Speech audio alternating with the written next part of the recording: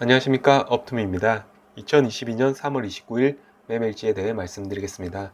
먼저 오늘 간단히 시황을 살펴보면 코스피에서 2종목, 코스닥에서 6종목이 상한가를 기록하였고, 코스피는 0.42% 상승, 코스닥 같은 경우에는 1.16% 상승을 하였습니다. 오늘 장이 비록 상승을 하였지만 조금 우려스러운 부분이 있는 부분이, 외국인이 코스피 현물을 2,800원어치 또 매도를 하면서 현재까지 총 누적 2조 원어치를 지금 매도하고 있는 부분이 좀 우려스러운 부분이라서 다시 좀 매수 방향으로 돌아서는지를 계속해서 관심 있게 지켜봐야 될 것 같습니다. 일단 중장기보다는 단기 스윙 관점으로 시장에 대응하는 것이 나을 것 같습니다. 선물 같은 경우에도 다시 순매수가 마이너스로 돌아선 부분이 좀 아쉬운 부분이고, 옵션 같은 경우에도 풋옵션 쪽에서 좀 더 많은 물량을 쌓아놓는 모습이 어느 정도 이익을 챙겨줄 때 대응하는 부분이 좋을 것 같습니다. 오늘 다행히 국고채 3년 금리가 내려간 부분이 있지만 여전히 좀 많이 높은 부분이다. 연초에 1.86 등 좀 낮은 수준이었지만 최근 5년에서 최고 금리를 지금 기록하고 있는 상황이고, 한동안 이 금리가 계속해서 높아질 수 있는 상황이기 때문에 시중금리에도 영향을 미치는 이 국고채 3년에 따라서 조금 대출이나 이런 부분은 주의해서 받아야 되지 않을까,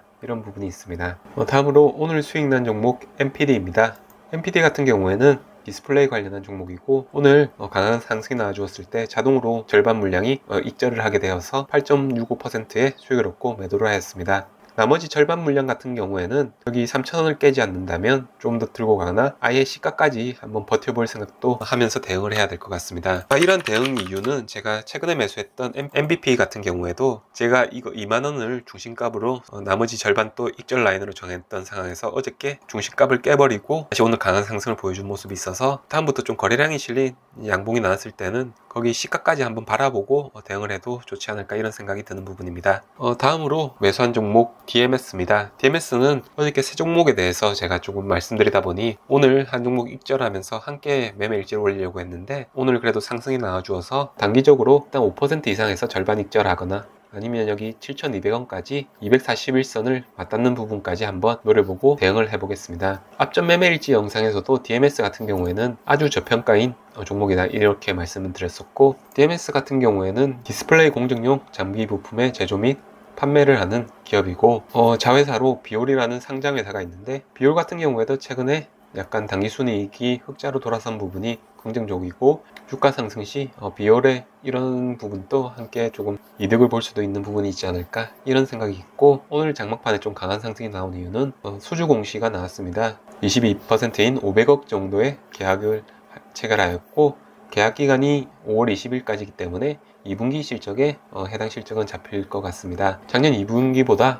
더욱 좋아질 것으로 생각이 되기 때문에 유동성장세가 조금씩 끝나가면서 실적 장세로 들어서는 부분에서 실적이 잘 나오는 종목은 좀 관심 있게 지켜봐야 되지 않을까, 이런 생각이 드는 부분입니다. 간단하게 DMS의 재무제표에 대해서 한번 살펴보도록 하겠습니다. ROE 같은 경우에 13%로 제조업 수준으로 괜찮은 수준이다, 이렇게 보이고, 퍼 같은 경우에는 4.95, PBR은 0.62, 정말 많이 저평가되어 있다, 이렇게 생각이 드는 부분입니다. 그리고 매출액 같은 경우에 2021년도가 2020년보다 조금 매출액이 줄어들었고 영업이익도 줄어들어서 아쉬운 부분이 있지만, 올해는 수주 공시를 많이 내고 있는 부분을 봤을 때 실적이 다시 반등을 보여주지 않을까, 이렇게 생각이 되기 때문에 한번 올해는 다시 주가 반등의 모멘텀으로 한번 기대를 해볼 수 있지 않을까, 이런 생각이 드는 부분입니다. 영업이익률 같은 경우에는 14%로 높게 잘 나오고 있는 부분입니다.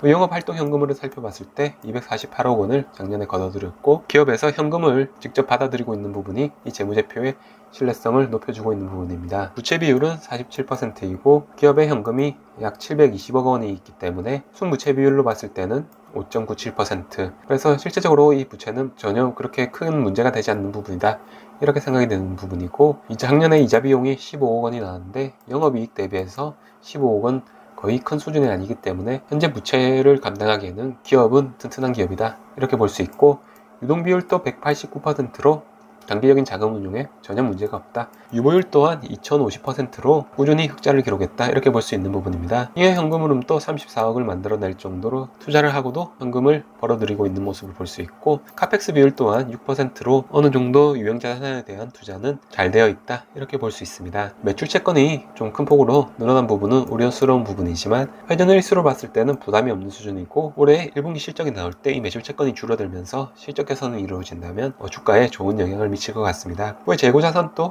무난한 수준이고 특별히 문제될 부분은 없을 것 같습니다. 연구개발비도 4.48%를 매출액 대비해서 꾸준히 연구개발에 투자를 하는 모습이 향후 먹거리를 위해 계속해서 투자를 하고 있다, 이렇게 보이는 부분이고, 현재 주가 기준으로 배당 수익률을 계산해 봤을 때는 1.49%가 나온다. 전체적으로 재무제표를 살펴봤을 때는 저평가이고 기업의 펀더멘탈이 좋은 기업이다, 이렇게 생각이 되는 부분입니다. 차트적으로 살펴봤을 때는 사실 5,700원 여기가 괜찮은 매수 구간이 아닐까, 이런 생각이 드는 부분이긴 하지만 저는 이제 2차 분할까지 한번 생각해보고 진입을 했었고, 바로 여기 눌러주지 않고 이쪽 그 추세를 따라가면서 상승으로 좀 틀어주는 모습이 단기적으로 7,200원까지 한번 바라보고 대응해도 되지 않을까, 이런 생각이 드는 부분입니다. 이상으로 간단히 매매일지에 대해서 말씀드렸습니다. 오늘도 영상을 시청해 주셔서 감사드립니다. 그리고 영상이 도움이 되셨다면 구독과 좋아요 부탁드리겠습니다. 감사합니다.